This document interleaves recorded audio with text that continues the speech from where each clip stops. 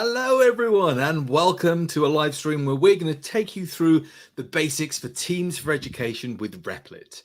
I'm sure most of you already know what Replit is. It is an absolutely revolutionary software platform. I'm a teacher myself. My name's David Morgan. You can catch me at, if I can press the right buttons on my computer, at Lesson Hacker on Twitter if you want to say hello afterwards or follow up with a few conversations or things like that. But I am the teacher and customer success guy at Replit, and I'm here to speak to you all about the fantastic things that we can do with it. Our aim in the next hour is to get you started using a software platform that can revolutionize the way you use code and teach programming in the classroom. Okay, let's get started, and please feel free, if you've got any questions or comments, pop them in the chat. We've got people in the chat room waiting to answer questions, and I can bring a few of them up on the screen if we'd like. And we can say hello to everyone. We've got a nice international audience today, which is why the different starting time from Wednesday's one, which is much better for me being in Britain anyway. Okay, let me jump on board there and we'll get started. So as I said, I'm David Morgan. I'm the Teacher and Customer Success Guy. In the chat is Brittany as well. She's in charge of educational partnerships. And I think Lena might also be there saying hello to everyone in the chat. So if you've got any questions, please pop them in there and one of us three will try and answer you. I'll try my best not to be typing as I'm talking because it gets a little bit ASMR if I'm doing that. So let's start off with this question that a lot of people ask initially, which is just, well, oh, I said that. First thing is that Teams for Education is free. I'm sure you know it's probably why you're here today, to have a look at what's going on. But please spread the word about it. It's free. It's going to be free forever. It is a fantastic thing that was previously being charged at about $1,000 a year for a license for this. We've made it free for everybody, because we really believe in equity. We really believe in everyone having the fair chance to learn how to program in a brilliant way. So please get on board, share it as far and as wide as you want it to be, because the more people that use it, the more fun we're going to have and the more cool things will develop. So the question that most people start with is simply, what is Replit? Well, if you tap it into Google, just what is Replit, you're going to find this, which is our little strapline at the end of the Google listing, which is the collaborative browser-based IDE. And that's great. That does explain what it is. It's an IDE that's all in the browser that allows you to work collaboratively with other people. But it's much more than that, because to me, Replit is actually this. It's freedom. Freedom from all those times that you've had to wander around 30 computers in a classroom and make sure that the IDEs were set up properly. It is freedom from asking your technicians to set up programming language environment after programming language environment. It is freedom from having arguments about the security of having a complete Python stack on the desktop computers being used by 12-year-olds. It is the freedom to let students develop in a way that is modern and that can use any programming language stack at all. Freedom is what I felt the first time I found Replit a few years ago, because now I'm not bogged down by the speed or the processing power of my computers or the mood that my network admin happens to be at any one time. But it's also this: time saving. It will save you the most ridiculous amount of time. Because if you were like me and your previous life of marking programming work was student sends you a .py file in an email and you download it and open it up and run it and put it into your IDE and put comments on it and then reattach it to an email, it goes on, doesn't it? With Replit, marking is as simple as this. They click submit. You see it. You can type in the code. You can change the code. That multiplayer thing is there by default. So you can get in and manipulate exactly what's being seen and change the code for the student to show them how to do things. Inline comments are fantastic. And code reviews and the little secret, automated testing, is what really saves you the time. If I had to teach computer science lessons again without Replit, I think I might cry. Because the thought of going back to that world where every bit of marking was an enormous effort fills me with dread. Replit is also one more thing to me. And of course, as a platform, It means that money doesn't matter. It doesn't matter whether you're a school that can provide the top of the range MacBooks to every single student in class, or you're an individual student working on a borrowed Android phone that you've taken from your nan. It's not going to make a difference because the platform is in the cloud. All the compilation is done there, and the IDE works in that way. It is massively game-changing for the equity and the access to technology. No matter what your socioeconomic background, you can build amazing things in code, and you can ship them, and you can share them. It is amazing and really has revolutionized the way that I teach this. And I say that as somebody that's a fan of Replit. So you haven't come here, though, to hear me wax lyrical about how amazing it is, because what you've probably come to see is how to set it up and how to get it started. Now, first of all, let's make a big distinction between two key things that people often get confused about. There's a difference between the organization and the team, and the reason for this will become clear in a minute. Your organization is your school, your university, your educational establishment, your code club. It is the organization you belong to. Ideally, you should only have one of these or a smaller number of these. Every time you create a new organization, it has to be manually approved by us and the admins on Replit staff. So you probably don't want to be waiting and hanging around for us to approve this all the time. Therefore, in every organization, you can have multiple teams. A team is a class or a grouping. I use them for my individual classes, breaking them up even so much as to have multiple classes for different year groups. It is a nice way to keep a collection of students together that are studying the same development and an educational pathway. Let's see how we might build that. So I'm in Replit and I'm logged in as a generic teacher. You might recognize the name, but Mr. Strickland here is heading up computer science at Hill Valley High School. One of the things that you need to do to get into Teams for Education is use this lovely button here, which is called the hamburger button. I love that. I love the fact it's called the hamburger button. A lot of my students roll their eyes when I tell them that, but I love it. And we're going down to Teams. Now, within that, then, we've got some options. We want the education, and we want to make a new educational organization. I'm going to call mine Hill Valley High School, K-12 institution, and I'm going to create it. Now, once Replit's created that organization, and you can see it very faintly in the background, it also asks me to create my first team. So I'm going to jump straight into doing that. Now, my first class, let's have a think. I'm going to start with a Year 9 Python class. Now, these classes need to have their own unique usernames. I just like clicking the button and letting it sort it out for me. It's definitely going to create that and make it unique then. And then I'm going to click Create Team. Now that Year 9 Python team then has been created, and I can start adding people to that class. The three dots on the right-hand side there will allow me to archive it. So that's at the end of the school year or at the end of the course. If I want to get rid of it so I don't have to see it, but leave all the work accessible, I can archive it. Or if I have made a mistake, I can delete the thing. Let's go into it by clicking on it here and seeing what we've got. Now, very nicely, the first time you go into a team, we get this popping up.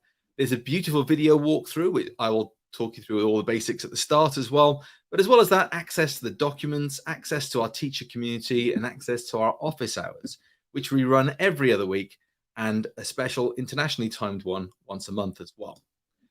We'll make sure links to those are all available to you. Now, again, we can change the image of this to something a bit more exciting if you want. I'm not going to mess around with that at the minute, because the first thing that I want to do is invite another teacher, because I'm not teaching this class by myself. So I'm going to click Manage Team Members up here. And for users that are already on Replit, and we're mainly talking adults here, because that's who we'd expect to invite through this method, I can just search for their Replit username. Now, if I do this if I do this very handsome chap here and invite him over, then hopefully what I should be able to do is pop over to my computer window just a moment, and I'll accept that invite. And to be able to, there we go. And if I just refresh this window now, we'll see that my teacher has accepted. They're currently just a member, which is pretty much a student. So we click the drop-down menu and we select admin, and I've set somebody up to be a teacher. And that's a really, really important thing, because now we've got a class that can be taught by multiple people, and we have access to the same lesson plans, the same resources, turning things on and off, publishing them, unpublishing them, and seeing the students' submitted work. It's a brilliant thing that we can pull together. Okay, so that's organizations and teams. We've already set up our team, but let's have a think about the next most important thing, which is inviting the students. Because of course, what would this product be without having a bunch of students in there to take the lessons and submit the work and learn? There is something we need to be aware of, though, because I'm sure many of you are teaching students that are under the age of 18, or perhaps even younger than that, and therefore you might want to use the privacy mode links. I'm being very careful the way I say that. I was told off by my wife for saying privacy rather than privacy. I thought it was a Britishism. Turns out I've just been mispronouncing it. So anyway, privacy mode links. We are compliant with all the big data protection standards: FERPA, COPPA, GDPR, CPA, the UK Data Protection Act. That's me. And many, many other regulations. But the important thing to remember about privacy links is it is one of the only ways to generate usernames and accounts for students that don't take any uniquely identifiable information. So if that's important to you, you want to make sure you're doing that. The only issue with that is that students get to pick their own usernames, which we all know can lead to some problems. So I'm going to show you how to keep track of your students by adding nicknames. Their nicknames will only be visible to the teachers in the organization, which is a great way of keeping track of students without having uniquely identifiable information stored on the system. So let's jump into there and invite a few students. Now, on that same page here, so again, I'm back in the teams, I'm managing my team members. I'm going to generate a team invite link. The team invite link is what is going to make it possible for me to invite my students. This link here is what I need, but importantly for us as teachers, if you want that privacy mode, you are going to have to tick this box here. That makes sure we don't collect any identifiable information about the student themselves. Of course, if you're old school like me, you could also use a CSV file, or if you're in the Google ecosystem, you can invite students via Google Classroom, connect it to that. You can even push assignments out into Google Classroom if you want to, and that maintains all the same privacy standards as the privacy link we've got here. I'm just going to copy that, and I am now going to sign up as a student. And yes, you might be wondering, how is the bald chap going to pretend to be a student? Well, luckily for us, I had a little chat to Doc Brown earlier, and we can jump in the DeLorean and pop back in time, and maybe my hair will grow back and it's not worked, but I can pretend. Let's pretend to be a student and sign up. That privacy link that was generated, I'm just going to follow, and you'll see straight away what it does is it creates an automated username for me. Now, that is going to be something very generic, but of course the student can change it if they want to, and they require a password. Password has some complexity. It needs to have a capital letter, a number, a symbol, things like that, just to make sure they've got something sensible. We create the account, and the account is created with no uniquely identifiable information, and it takes us directly in Teams to Hill Valley High School and the class you've just set up. So straight away, I'm in the right place, and as a student, I can go in and get access to that, which is brilliant. But let's hop back in that DeLorean and get back to my teacher account. It's like showing the GIF, really. And if I refresh that now, I'm in completely the wrong window, clicking refresh, so things are happening everywhere. You'll see that my student has been added down there. Now, of course, we all know what students are like. We'll set an account up today, and they'll come in tomorrow having forgotten their password. So luckily, any accounts that are set up through that privacy link, we can manage ourselves. We can click this button to change the password. We can also click over their username and set up a nickname. Now, we do have to do that manually for each user, but once you've done it, it is set, and it's set for the life of the class, which is great because I'm sure you're like me and struggle to remember that user 456732122 is actually little Johnny. So what we can do is put something in here that will allow us to remember who that student is. And just remember, this isn't visible to anybody but the teachers, and isn't used on any of the internal systems. It's just for us to see and identify who that person is. So I'm going to put little Jim Bob, I think we'll go for today. There we go. Little Jim Bob is there. I know who that is now. And no matter how many times they change their name or their username, it'll be fine.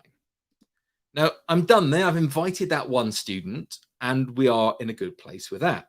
But the next step, once we've invited the students, is to think about setting some work. So we're going to start in the next few minutes creating our first project. So let's go and do that. Now, you might be a step ahead of me, and if I just shift myself over here, see the button that says Create Projects. Very, very obvious. But a project is essentially an individual piece of work. I'm going to click this, and it gives me the option to pick a language. Now, we have dozens and dozens of languages. All the major ones are covered. But if there's something you can't see, do have a look at Nix. Nix allows you to create an environment where any major programming language can be used if we don't support something out of the box that you think you need. There's some good documentation on that, and I've been playing a lot recently with setting up some standard containers for things that people need for higher levels and things like that. But I'm going to go for Python, our favorite language at the moment, and I'm going to give it a title. Now, my task is going to be all about doing something exciting with maths. So let's do that. I'm going to ask them to create the area of a 2D shape. That'll be nice. I could give it a little description, blah, blah, blah, blah. I could even give it a unit number if I wanted to. Can't spell blah. There we go. Unit 1 and a due date. Now, you guys have been pretty good. You've been pretty chatty in the comments. So what I'm going to do is I'll just set it for Sunday. I'll give you 2 days. And I can even set the time if I want to that it needs to be handed in by. Now I'm in the mode to make an individual project at the moment. So a piece of work finished by one student, but you can set it up to work with groups. If you tick this button, it'll allow students to group together. If you want self-grouping, where students get into their own groups, you can click that and set the maximum group size as well. I'm not doing that today though, because I want to create a project for an individual user, and I'm going to click Create. Now, straight away, it takes us to the Replit user interface. And you'll see that it is exactly what you're familiar with if you've used Replit before. We have our code editor, very helpful. I've got a little guide here. We've got the button to run the code. We've got our program output. We've got our files and our side panes. And it's a pretty standard user interface if you've used Replit before. Here's where our code is going to go. And the first thing that I'm going to do is I'm going to put a bit of boilerplate code into there. Now, I'm going to put a bit of code in there just to let the student know what they're going to write. Now, I could use this as an opportunity to do something like Prim, where we could give them samples of code and ask them to change it and see what the outputs are. But I'm not going to be that nice. I'm going to give them boilerplate code that is essentially just a meme, but entertains me. At that point, you know, you're in a really good place because you've got that code. But we've all done the same thing. We've given the student a sample file with comments in there that represent the questions that we want them to answer. And is that really what we want to be doing? Because I'm sure you've experienced exactly the same thing as me. No matter what those comments are or where we put them or how clear we put them, when students start programming, they start blanking them out. They'll accidentally delete one. They'll remove the comment symbol and wonder why there's an error in execution when it's trying to run your actual question rather than a line of code. So it's not the best practice to put the questions in the comments. But luckily for us, Replit has a wonderful way of allowing us to add lesson content. And if we click the button here, which says add lesson content, it'll generate some files for us. So the two files it's created is an instruction document and a lesson plan document. These are in Markdown. I hope you've used Markdown before. I think it's an amazing thing. I really, really love writing in it because it's plain text that's parsed nicely. And you'll see on the right-hand side there that our Markdown window, which is misbehaving for me, I'm going to reload a minute because my internet sometimes has a bit of a funny turn. There we go. Our Markdown view is what the student will see straight away when they log in, and we can write in here the instructions. So I'm just going to get rid of that a moment. And what I'm going to do is very quickly write some instructions for my student on working out the area of a 2D shape. As you can see, I'm using my markdown as text in the editing pane, and it's appearing straight here. So what I want to do now is put a nice image in here to encourage the student to do something. This could be an image that shows an example of what I want them to work on, or it could be an image, something to encourage them. Mine's going to be an encouraging meme. Well, I say a meme, it's an old-fashioned meme. I'm an old-fashioned sort of meme guy. Those of you that have used Markdown before, you'll be aware of how much of a faff it can be to get an image into it. It's all about putting the image in the same directory, putting the link to the file name and the extension and the capitalized blah, blah, blah. Luckily at Replit, we've got this wonderful, wonderful thing, which if you're in text editing mode and you decide you want a picture in, you could drag and drop it, or what I like to do, you can just paste it in. It'll automatically upload the image, automatically link to it, and add it to our instructions. Now, to me, that's worth the price of admission alone.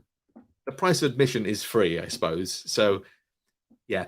Anyway, pasting images in is a really powerful thing. And it means that I can write my lesson, the instructions I want the student to see, very, very quickly with very, very minimal effort from me, apart from getting my thoughts onto the page. I'm never stopping and being derailed and mode shifting, because we all know how much mode shifting breaks our concentration.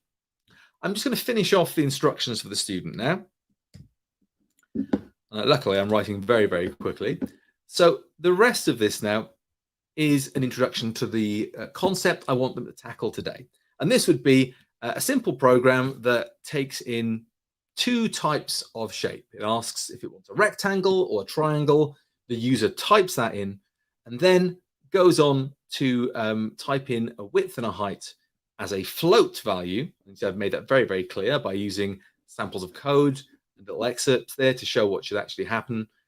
And I want them then to give me the output. I also want them to deal with anything else being typed in with an error. I'm going to have some automated testing. We keep that in our back pocket for a minute. And there's a little extension there if students do feel that they have completed the task. Now, when the student sees this, this is literally what they'll see first. This will pop up on the right-hand side with the boilerplate code on the left. They won't see the actual markdown text file. And that's great, because they get instructions there on the right-hand side of the screen, and on the left-hand screen, they can just get started coding straight away, which is great.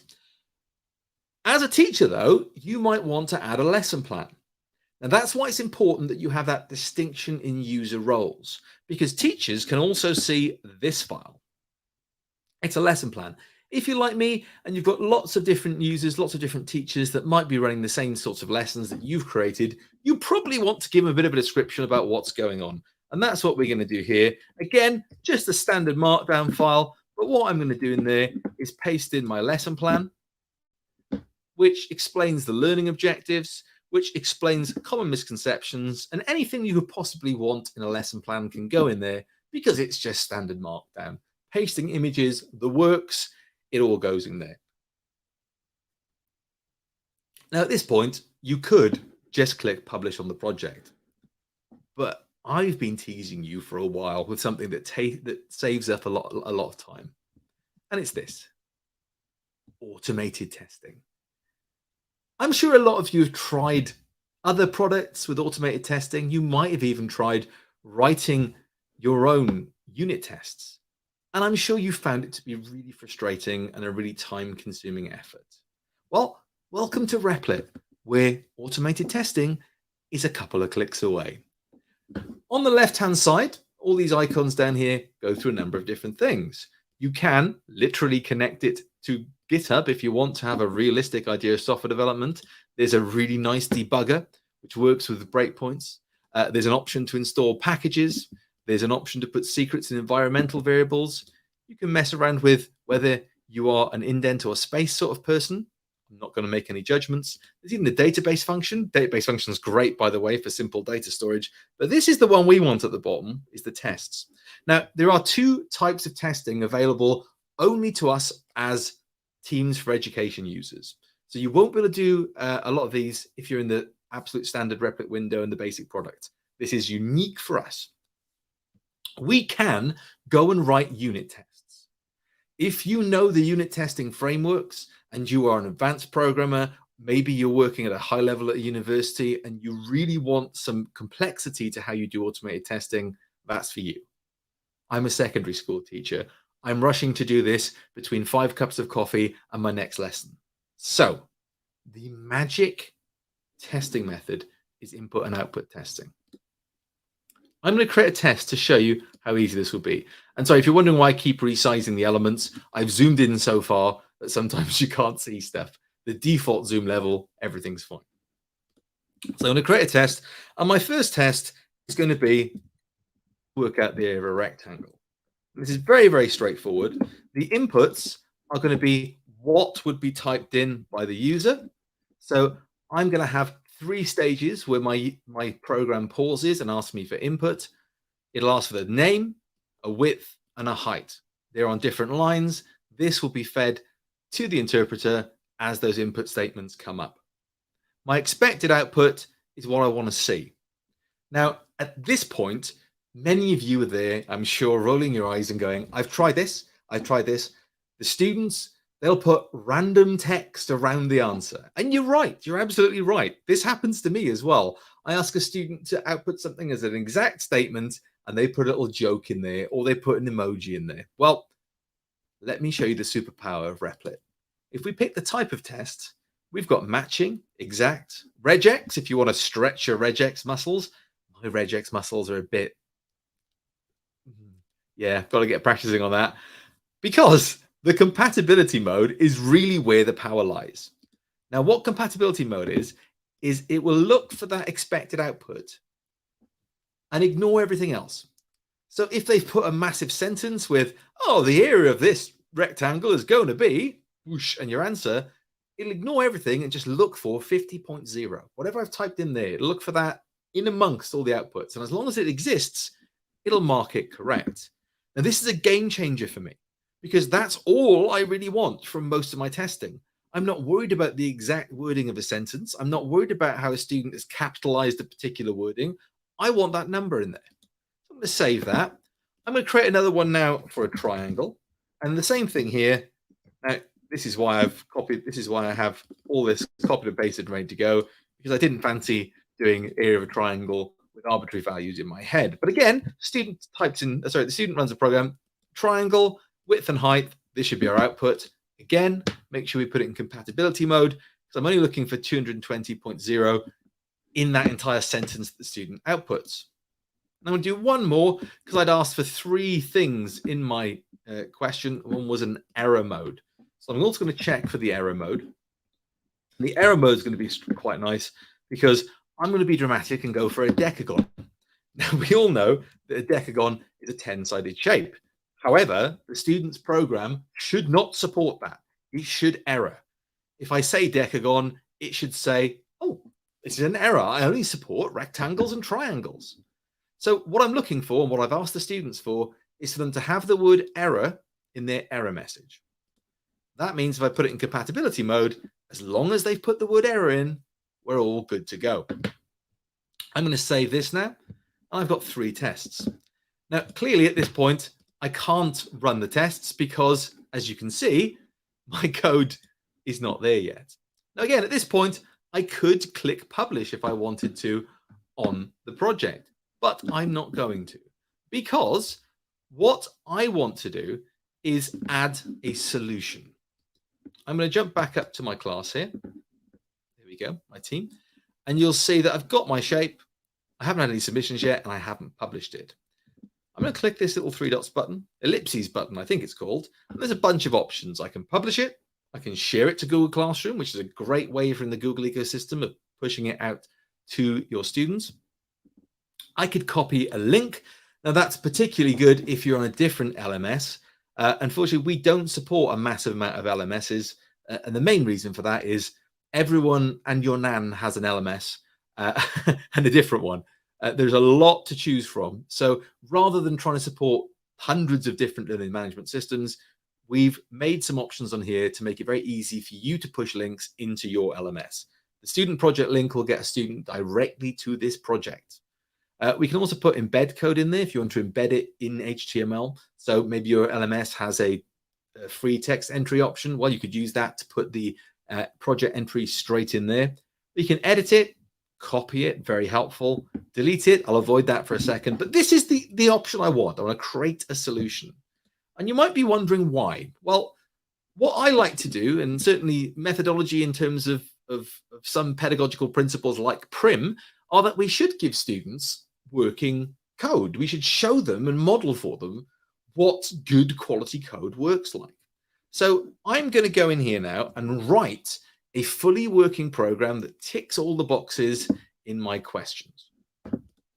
You'll be shocked to learn that I've already copied and pasted one of these, so I can definitely pop it in.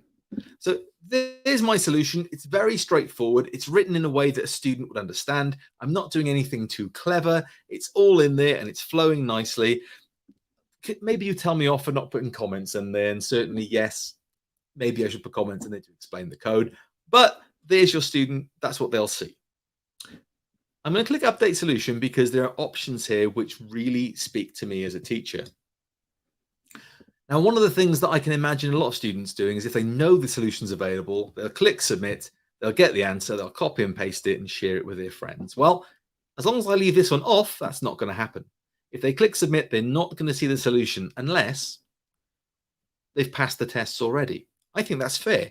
If a student has written a piece of code that passes all the tests and they click Submit, well, let them see the actual solution. They're unlikely to share it with with their peers in the class because they put the effort in to get it working. I also think it should be available after the due date because if a student has submitted something that hasn't passed all the tests, well, it's nice for them to see the working code. When the due dates come and the marks final, they can see what the correct answer would have been. I'm going to click Save on that. And now my solution will be shown to the students under those conditions. Let's go back up to my team and let's publish that. And publishing is as simple as ticking this little button here. So that project is now visible to my student. Let's jump back in the DeLorean and see how that works from a student point of view. So if I go into my Year 9 Python group now, you'll see that I have my project. I'm going to click Start, and my student now straight away is able to work on it. They get a little notification that it has 3 tests. Great. And we can get started. Now, you'll see straight away as it loaded, the markdown file is shown here. You'll notice the student can't see it. To change it, they can just read it, which is great.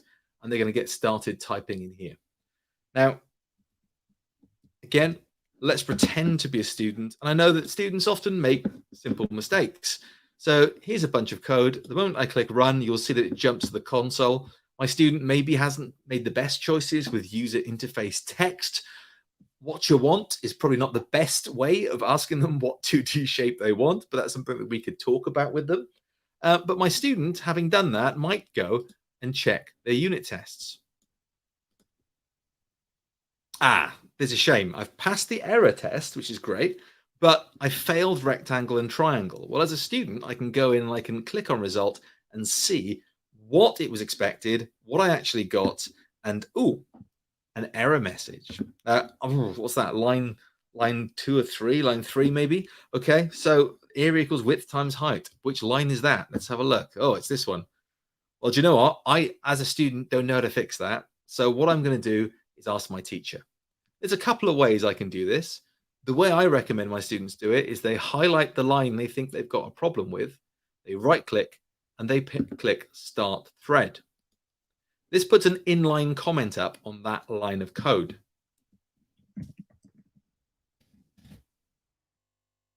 Students use smileys anymore? It's all emojis now, isn't it? Now that has posted that message on that highlighted line of code. You'll see in line there where that comment is. Now a student can also click this button down here and talk to me directly, but you will see as I've done that, that the inline comment also shows a preview of the line of code that was selected. And it doesn't just have to be a single line of code, it can be multiple lines of code. Now, so at this point, I might go back through through time and be my teacher again. And this time I can have a look at my students' code, and I can go in and have a look at their REPL link. Now, I want to show you this because hopefully I should have a notification. There we go. My little bell icon's gone off, and I've got a notification that says the students left a message for me. Oh, cool. Well, let's go and have a look what that is. This is the way I tend to do my marking, just looking at those.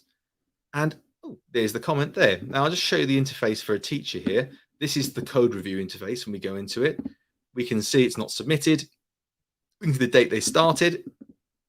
We can even go in and see their history, which I'll talk about in a moment. But let's have a look at the comment.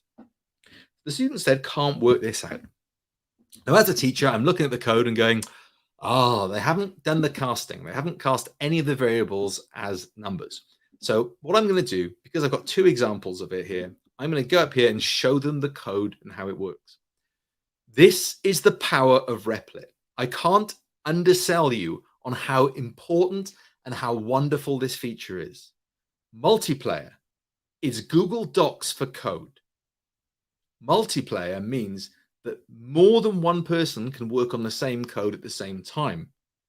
For our purposes, that means I can type my corrections straight into the code. Set int, it should be a float. I'm going to add another set of brackets on the end there. Do the same thing to height. I'm putting that completely in the wrong place. Apologies to any Pythonistas there that are watching me and looking shamefully at what I'm doing. Feel it too. So that will fix that problem. So what I'll do, I'll go to my comments and I'll say, you've forgotten to cast your data. Floats. Try this on line 10 and 11. I'll post that comment and I'll go and get on with my day. My student, as you can see there, you can see where I was typing, now has the updated code. They can see the comment and they might go, oh, of course, yeah, of course. Let's go and sort that out down there. Float, float, extra bracket, extra bracket. Let's go and check the unit tests. Pass them all. I'm immediately going to submit this. I want my teacher to see how brilliant it was. Submit it. Fantastic. So this REPL now is submitted, and as a teacher, back from my main page here, I can see that I've got one submission. I should even have a message for that. There we go. I've got a message in my notification area that a student has submitted that. I'm going to go in and look at my submissions. You can see the start date and the submitted date, and clearly the time difference there will help you know it. I'm going to go in to the REPL to view it. And again, I'm resizing these because I've zoomed in so you can see it, but you will have a good view of all this stuff. And I think I need to move sides just for a moment there. So I'll move over here because we want to look at some of these. Now, I can see now the code. I can do the unit tests on it to see if it works myself. Brilliant. I could go and put comments on there, but do you know what? I think that's pretty good. I'm going to mark it as reviewed. It's ticked off. That student, it's done. If I want to go mark other students, I can click this navigate button here, and I can jump immediately through my list. If there was more than one student, that would appear in there. And I can see with the little dot icon whether they've started it, in which case it will be an unfilled dot, or a colored dot tells me that they finished it and submitted it. That's fantastic. But the question that you might have is, well, all right, that works fine. What's this auto marking I've heard so much about? Why is it so good? Well, it's so good because of this. If I go back to my team, there's a button that says Project Overview. You'll have your list of students here, your list of projects across the top. It will tell you if you finished a code review and how many of the tests it passed. This is amazing. If you think through the way you're delivering your curricula, if you plan it nicely, and if you make sure that the tests work to test the skills that you're asking the students to demonstrate, then you can automatically get a CSV file of all the grades. The export button up here allows you to download a CSV file of that data. I tend to do this once every few weeks and update my LMS with that data automatically. It also gives you, of course, information about whether we're waiting for the review, if somebody's in progress, or if they've not started a particular project. This is a really, really powerful way of marking students' work. It is a really, really efficient way of getting large swathes of students to code and give you feedback instantly. And the marking is absolutely second to none. It is a fantastic way of working. Now, I'm just going to run through accountability, because one of the things that I often get is situations where students might suddenly develop a superpower with programming, which is fine. Sometimes students make massive leaps in how they're working, but sometimes a student will have copied a bit too much off the internet. If I go into my student REPL, there's a number of ways I can check that. Firstly, the REPL history, I can click this button here and it will show me, I'll change it to the main.py file, it'll show me all the changes to the code as they've gone. And if I can find one, here we go, we can see the changes the student is making. Again, this is Google Docs for code. If you've seen the version history feature on Google Docs, this is the same thing, but for code. It is amazing. We can go back and see all the minute, tiny changes the student has made. And of course, if you were a bit suspicious about a student, you could go into this and you could watch them build it. And if they look like they're building it, fine. But of course, those students that copy and paste, there'll be all the code on one and none of the code on another. So it's a great way of ensuring accountability for students, as well as you seeing how they developed it, what process they went through. Of course, there's another place where that becomes very, very straightforward as well. And that is if we go to our team and we look at our submissions list, the start date and the submitted date is very clear how quickly they completed something. So if a student is unusually quick at completing something, that allows you to ask a few questions as well.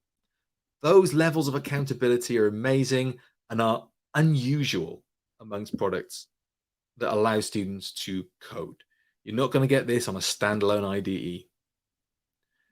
The last thing I'm going to point you out before we come to an end today and get onto the questions is the Curriculum Hub. Because I'm sure, like me, you're thinking, this is great. I just wish I had the time. I just wish I had the time to write all these beautiful unit tests and all these questions and commit myself to doing all this. Well, one, I would suggest that you try and find the time, because an investment up front of time will save you hours in the long term, absolutely hours. But there is, off the hamburger button, this wonderful Curriculum Hub, where we've had educators from around the world contribute brilliant and entirely furnished curricula for you to just bring into your projects. Maybe you're doing an intro to SQL unit. Let's have a look what that entails. I can click it. I can see the lessons. I can, in fact, go straight in and have a look at the lesson. I can see the markdown. I can see the learning outcomes. I can even see all the resources that are available with it. And if I wanted to bring this in, I could import it into my team. By default, they're imported as unpublished, so you can bring them in. You can turn on the lessons you think are relevant to you at any one time, or you could go in and edit them. It is a lovely way of saving time, and we've had some of the best educators in computer science in the world build us some brilliant things here. If your students are into developing video games, I would definitely recommend this Build a Video Game with Kaboom.js unit. My students have done that and absolutely loved it. If you're into doing specific things with Python and you're in Britain, then maybe you might fancy this unit of mine, where you get to see that you could build a system that manages Romano's Pizza. That's a legally distinct entity. I'll just point that out. But a lot of our educators have built some fantastic things. And the vast majority of them already have the automated testing and the project solutions built in. It's a couple of clicks away from you having work, lots of work that students can get their teeth stuck into. And especially if you're doing project-based learning, there's nothing better than being able to sit down and look at somebody that's already created 25 different projects, testing different things, showing different skills that you can use. I personally bring big units into my teams, get rid of the ones that I don't want, and turn on the ones that I do if I think they're useful. I've mixed and matched multiple of these curriculums over my time, and I think it works brilliantly, absolutely fantastically, to extend the amount of content that you've got available and really stretches those students. And the last thing I've got to talk to you about is just archiving classes and copying information about, because a lot of people ask me, well, all right, so I've got a team, I've set it up, I've run it, the next class is coming in. Well, how do I copy that over? Well, let me show you how to do that first of all. We'll set up a new team.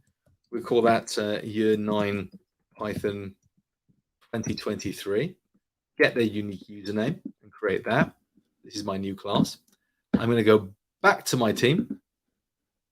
Now, first of all, if I refresh this, here we go. We've got both my classes in there now. I'll go back to the original class, and I could, if I wanted, copy an individual project.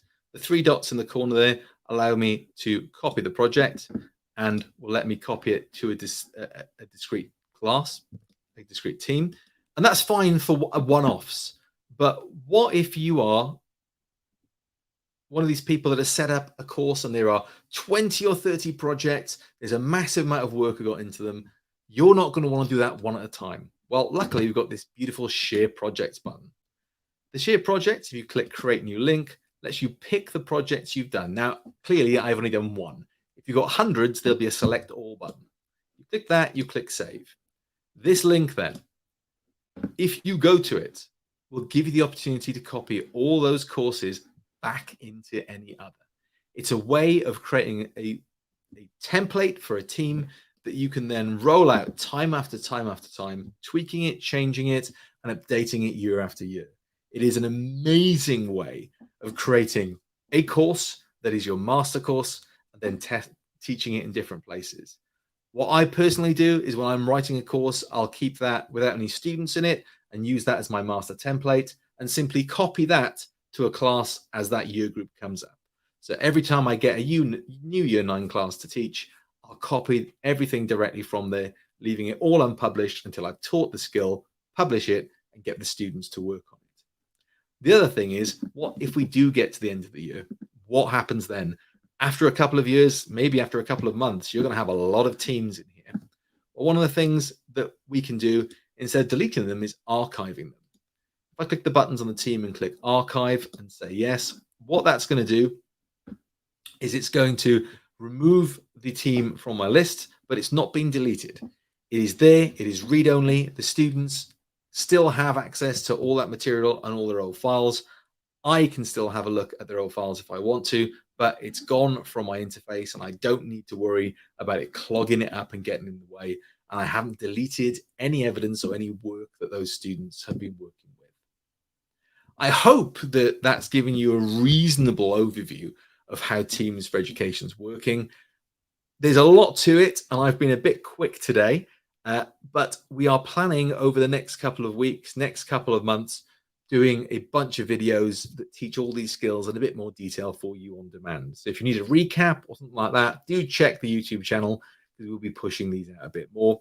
And we do have a lot more workshops planned for you over the next couple of months that you can get involved in if you want to extend your knowledge in that. But for now, let's go to a Q&A. So do we have any questions in the chat to look at? Fred has said you have to manually copy each project to a new team. That's not quite the case, Fred. If I can show you what I was doing there, I'm going to have to bring this down, sorry.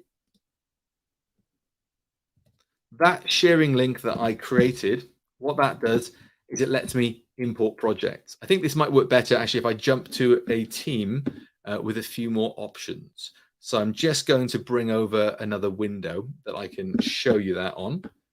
There we go. So there we go. This is my Replit account. Now, as you can imagine, I've got a number of teams in here.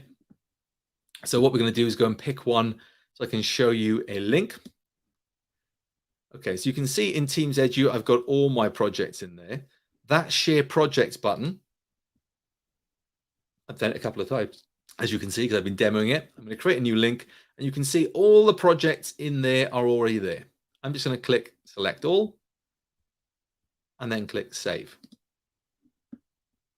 And this link at the bottom then, if I go to it, this link is basically a template now of all of that course. So if I want to bring them all in, I just say select all. I pick the team I want to add it to. So I'm going to add it to my testing team. And I could even import the dates if you wanted to do that, but that's normally turned off because it tends to be different year to year. And I can click copy. And what that will do then is that will copy all of those projects into a new team. It is a simple job of going to that link, clicking select all, picking the team and copying it into it. Hopefully it's not something you have to do a massive amount anyway, but just to assuage your fears, it's not manual copying. You can move masses of projects with one simple setup here between teams. It is really, really useful. Okay, any more questions? Is there a way to tie a student account to a single sign-on solution? Okay, so the best way to do this at the moment would be to use the invite link generation from Google Classroom, because that will create accounts then that are tied to Google Classroom accounts. You have to be careful here because you could go to Replit manually and create a new account with Google SSO, but that wouldn't have the privacy features turned on. If that's not a problem to you, you can use that by all means. But for most of us, who do have to be mindful of privacy, especially those of us in a high school or those sorts of K-12 sorts of institutions, that is something we need to be mindful of. So use the sharing links and make sure you tick the privacy options. But Google Classroom would be the best way of getting that information out.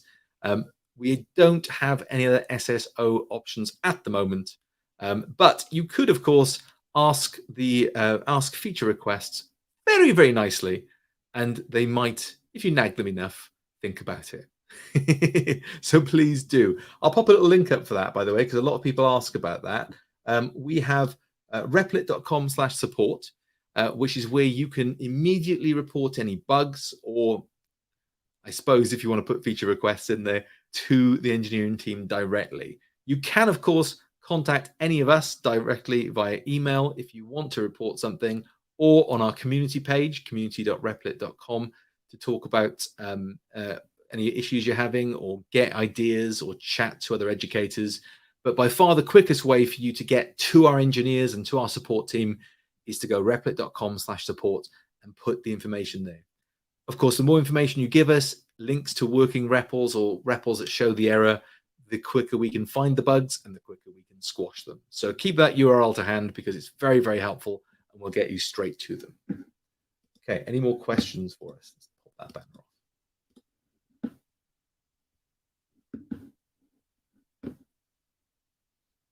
Okay, I can't see any jumping out at me. So before we finish up for today, I am going to have a quick show you. So I'm going to very quickly show you two things. One is our docs. So docs.replit.com are the written documents and the explanations of how to do different things. It's for all of Replit, but as you scroll down, you'll see almost straight away the Teams for Education. Now, of course, it's introducing with a fantastic little video by yours truly. Upvote it on YouTube if you want. But it's the same sort of basic information we've had today. How do you set up your team? How do you get into the first building of a project? That sort of stuff all there.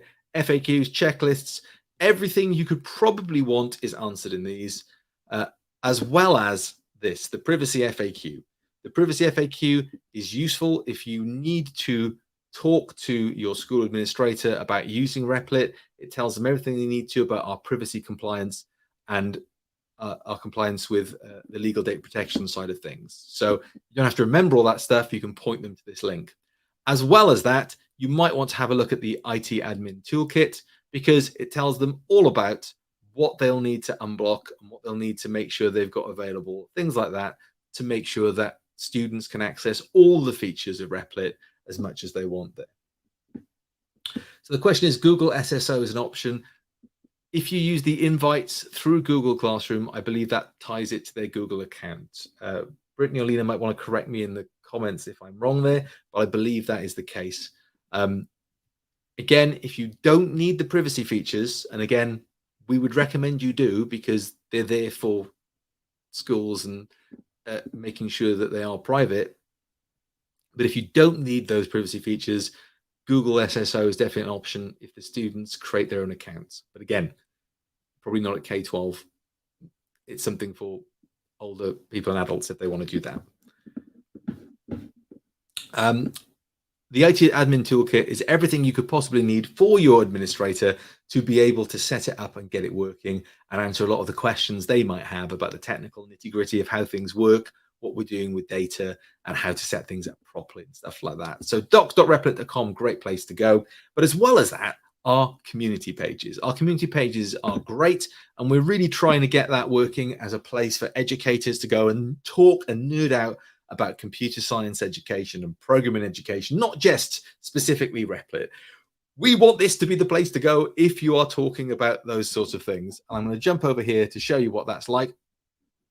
This is community.replit.com, which has been on the screen the entire time, where you can come and you can ask questions, or you can talk to other educators specifically about Replit or about computer science related pedagogy. And in the comments there, in the questions, we all do hang out and answer questions and facilitate discussions and do polls and things like that. But do get signed up to community.replit.com. That is a community specifically for our teacher and educator community. So there'll be nobody else posting there but us guys, and we can have good discussions and conversations about how all of that is working. Okay, any more questions before we call it a day? Doesn't seem like it. So with that in mind, then we're going to finish up for today. I just want to finish off by saying I was a Replit fan long before I started working for the company, and I still am a fan. When I'm running my lessons still, it's the go-to technology stack I use. It is transformative. It makes a massive difference. And it does allow that equity. No matter the background of the student, they can access the same resources and have the same scope of what they can do with software development. It will make a difference to the way you teach. It will reduce your workload and make your work-life balance better. But for the students, it is absolutely transformative. I'd encourage you to give it a go. I'd encourage you to let us know your experiences and hopefully how you've enjoyed it and how it's changed how you teach. We'd love to nerd out with you about pedagogy in the community pages. So please come along and have a chat to us. But whatever you do, teach and teach well and do some cool stuff with it. We'd love to see what you make. Thanks very much for attending, everyone. Please feel free to follow us on Facebook, Twitter, and join the community pages. And we'll see you next time.